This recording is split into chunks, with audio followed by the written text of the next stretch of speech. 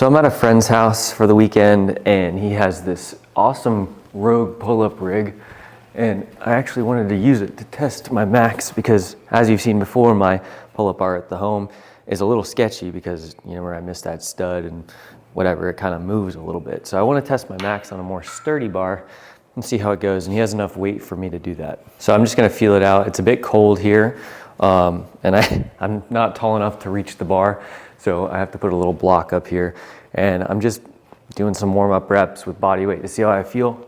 My wrist is a little funny today, but it feels like I just slept on it weird, but I don't think that's going to be a big problem. So sometimes I change up the warm-up. My buddy has 75-pound dumbbells here, and so I'm just going to try to do some warm-up reps with 75 pounds while holding it with my feet, because why not?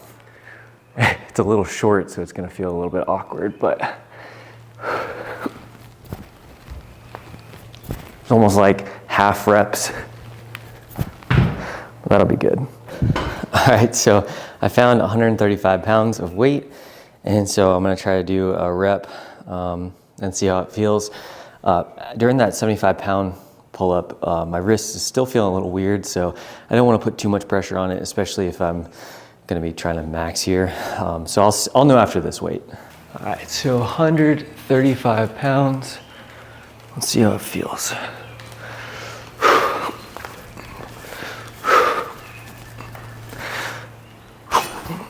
Feels a little bit good, a little bit heavy, and I think that's because I have to like stand on that little box and then drop into it, so it really opens me up before the pull, but still feels all right. So I'm gonna go up a couple pounds and see how it feels. All right, so this should be 160. Just try to do a solid rep with 160. Okay, all right, so this is 180 pounds. This is my current PR. I'm gonna try it out on this bar. One thing I'm used to that I'm not doing right now is putting chalk on my hands and wrapping them on the bar, which does help a lot, especially as you get heavier, because that just a little bit more friction allows your hand to stay in a more powerful position instead of rotating down and you're kind of slipping off as you're pulling. And so it just makes the pull a lot more harder with those little micro movements. So let's see if I can pull this on this bar and yeah, see how it goes.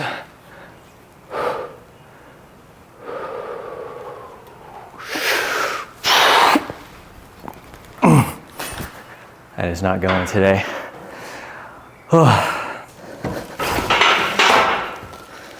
Jesus.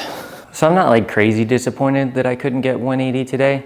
And that's just what happens when you go for your PR. You can't one rep max all the time, especially when I'm not used to this bar, not used to the setup. It's different weights.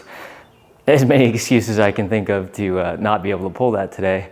It was also the first thing I did when I woke up this morning.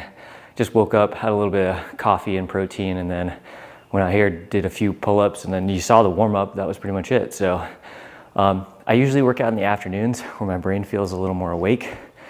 That's just a routine I got into. And the reason I'm posting these videos is, like, I don't know what you can learn from this, but I do think that I personally learn through watching other people's experiences and just hearing the truth behind them. And that's what's motivated me to do this sort of stuff, where it's like I'm trying to show you the real world scenario. Like, I'm at a friend's house, I'm not in my usual gym spot, and I'm going to see how much harder it is for me to try and PR in a different scenario. I think it is helpful for me to experience different areas, different bars, different gyms and that sort of stuff, and using different environments to train, because then my body doesn't get used to the same ritual every time. I also want to say that there's a lot of BS out there, and I think that's why I sometimes, like yesterday's post about grip strength, receive a lot of comments just disagreeing with what I said.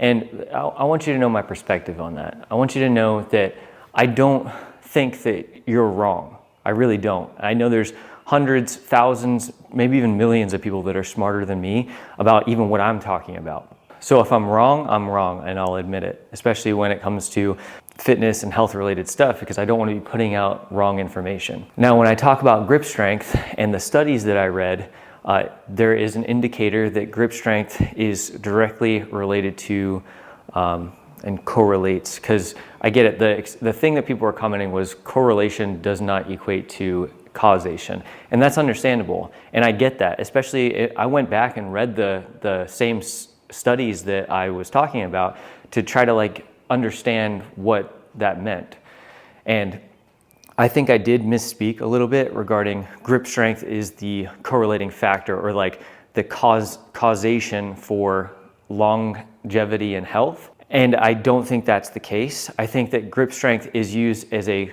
quality indicator of current health status. And what that means is, if you have a strong grip, that could mean that you're more athletic than the average person, because based on your lifestyle and what you do in training. It's not the reason you would live longer. It's just an indicator that your general level of health is at a higher state, and because of that, you will live longer. Now, the reason I was saying that it is a causation to some extent is because I can picture like an older person stumbling and falling. And there's also studies that say that foot speed is a direct correlation to living longer. And I get it. Correlation does not equate to causality, or causation. But if an elderly person is walking down the stairs and they're able to grab the banister and hold their body weight with their grip strength instead of falling down the stairs and potentially doing like a life-threatening injury, I think that that is a direct causation to health and longevity. Sure, that's like circumstantial and it's hard to measure, but I think that overall having a stronger grip strength can lead to having a higher health benefit. And the same thing with foot speed, being able to catch yourself instead of tripping and falling. That's why that is also an indicator of longevity and health. But that was my reasoning behind it, and I just wanted to explain a little bit better of where I was coming from. I wasn't saying that it was or maybe I was, but I wasn't trying to say that it was like having a stronger grip strength means you'll live longer. It's a very good indicator for current level of health, and hopefully I've made that clear now.